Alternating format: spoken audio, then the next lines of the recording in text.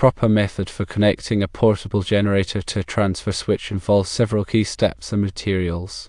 You will need a generator with both a male and female receptacle, a transfer switch, and a generator interlock kit if required by local code. Firstly, install a generator interlock kit if required.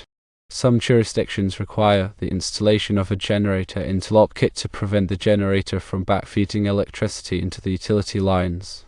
This ensures that the generator is only used when the utility power is out and prevents dangerous situations. Secondly, connect the generator to the interlock kit.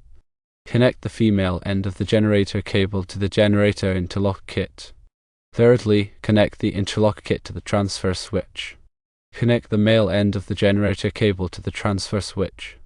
The transfer switch will isolate the generator from the utility power and redirect electricity from the generator to the electrical panel.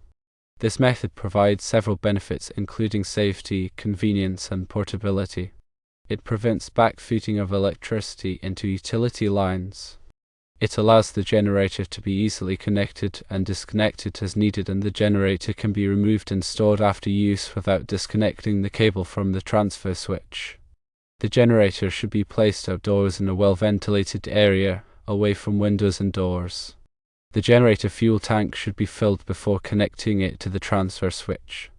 Always follow the manufacturer's instructions for safe operation and maintenance of the generator and transfer switch.